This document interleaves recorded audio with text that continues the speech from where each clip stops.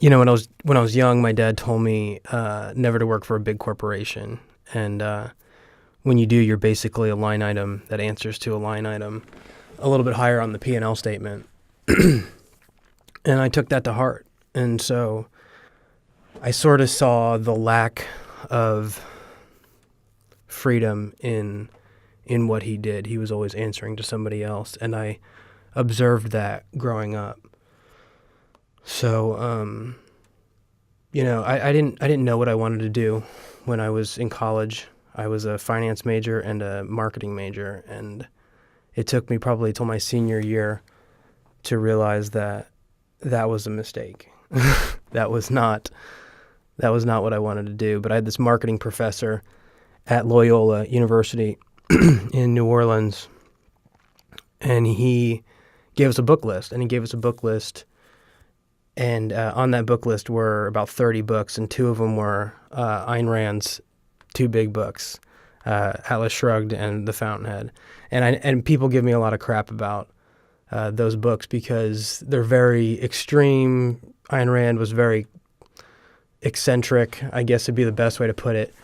But, her books really spoke to me. It spoke to me about, the power of the human spirit and what it means to be fully engaged in your life and in your career and to make, your work your own. And so I think at the time when I read them, the message sort of went in one ear and out the other because I was still young and impulsive and crazy.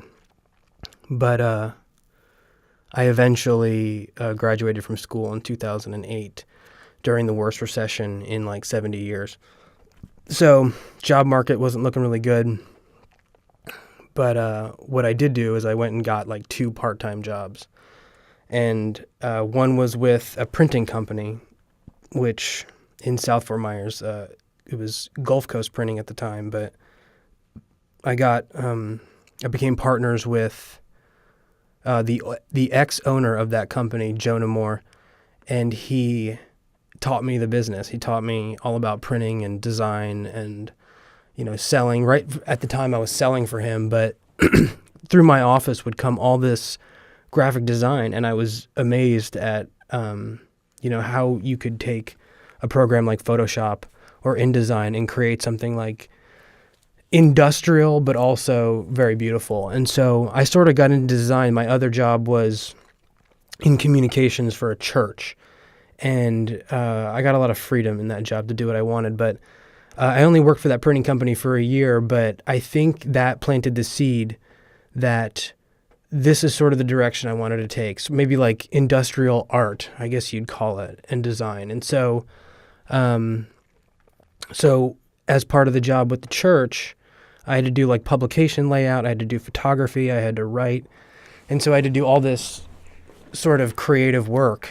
And that's where I learned to design. I learned, graphic design, Photoshop, and then photography. And then I started buying my own cameras. I would get side work. I would, every time I'd get a job, I would take that money and buy more software, or I'd buy a better computer, or I'd buy more cameras. And I sort of built it that way. And with a lot of the softwares overlap, Photoshop is kind of like InDesign, which is kind of like Dreamweaver, which is kind of like Adobe Premiere, which is video editing software. And so that's sort of how I started out in like my multimedia production career. And so I graduated college with what I believe to be no marketable skills. But there's this website called lynda.com that I just started taking tutorials on, and I basically learned everything I know about what I do from that website. So college education, not as valuable as a website you can rent for $25 a month. So I learned web design. I sort of taught myself that with lynda.com and with WordPress. And I started building websites, producing, videos, and getting into, the science of photography. And at the beginning, nobody would buy my work because it wasn't that good. So I just started giving it away. I gave it away to, nonprofits. So there's this nonprofit called AFCAM, and I went and shot a video for it, and I built their website. And there was a really eccentric guy on that board of directors that I served with named John Gamba that sort of was like my first cheerleader, and would send my work to people and tell them that I was the next up and coming filmmaker in Fort Myers, which at the time was like total BS. But my first like real photographic project I was on was in Jamaica. There was this nonprofit medical mission that I knew through the church, and I went down there and I told them, let me build your website and pay for my trip, because at the time I was very poor. I was like a year out of college. And so they were like, okay. So I built their website. I did a pretty good job, and I went down there and I got to basically do all their photography and produce a video and tell their story. And the end product was really bad. I got to admit, it wasn't great. I kept the whole thing black and white because I didn't know anything about color. Stylistically, it was very safe. And then somebody saw that. Actually, I'm pretty sure it was the same guy, John. He saw it and he was like, this is great. And he sent it to his college counselor from when he was in high school. And this guy he knew from 25 years ago. And that guy hired me to go shoot his photography and produce his organizational brand film in the Dominican Republic. And so I went and did that, and that was a great experience. And at that point, my skills had gotten to the point where like I was getting better. I wasn't great, but I was getting better. And with all this production work comes a lot of writing, and I've always thought of myself as a writer. And I was always afraid that I was never going to be able to make a living writing. So, I learned all these other peripheral skills. But I came back from that, and I sort of, I spent probably 50 hours editing that piece. And the end product was good. It was not great, but it was not bad. And there was like an arc. There was like a real story.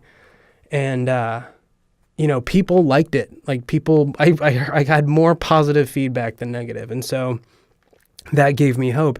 And it also gave me this like quasi reputation of like the guy that travels.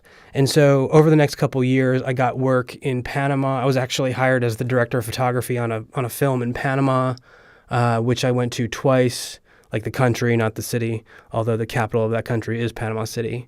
And that was like a very rustic adventure on the islands. And then I ended up going to India and shooting for a spice company called Pansari, and that was a magical experience. And that was probably, at that point, that's when I started like getting good. I'm actually like proud of the work I did in India. And then, just over the years, I just continue to practice, continue to buy more cameras, continue to buy better gear, and hone my skills. And I realize it's not about the gear. It's about, how good are you at getting people's attention?